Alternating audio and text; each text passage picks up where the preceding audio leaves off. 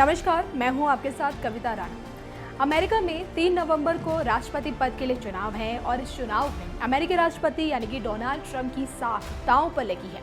चुनाव से पहले ट्रंप कई बड़े फैसले ले रहे हैं। ट्रंप ने H-1B वीजा को लेकर नया आदेश जारी किया है। अमेरिकी राष्ट्रपति डोनाल्ड ट्रंप का ये फैसला इंडियंस के लिए एक बड़ा झटका माना जा रहा है।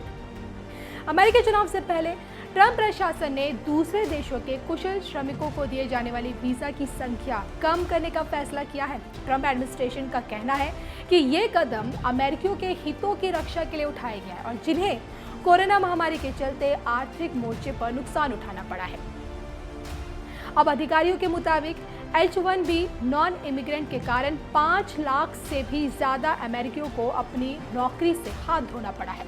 अब राष्ट्रपति चुनाव से पहले ट्रंप के इस फैसले को वोटरों को लुभाने के प्रयास के रूप में देखा जा रहा है। हर साल H-1B वीजा 85,000 प्रवासियों को दिया जाता है और जिसमें भारतीय और चीन के प्रोफेशनल्स की तादाद सबसे ज्यादा होती है और इसलिए ट्रंप प्रशासन के इस कदम का सबसे ज्यादा प्रभाव इन्हीं दोनों देशों पर पड़ेगा।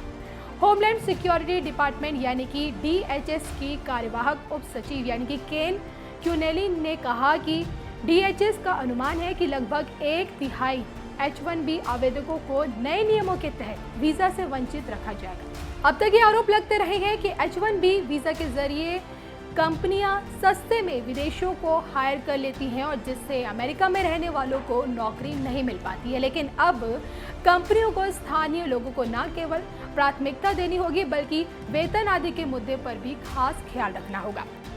तो डोनाल्ड ट्रंप शुरुआत से ही H-1B वीजा प्रोग्राम को लेकर सख्त रहे हैं। उन्होंने H-1B वीजा प्रोग्राम पर दिसंबर 2020 तक रोक लगा दी थी, लेकिन अदालत ने सरकार के इस आदेश को पलट दिया था और जिसके बाद से ये माना जा रहा था कि ट्रंप कोई बड़ा फैसला जरूर उठा सकते हैं।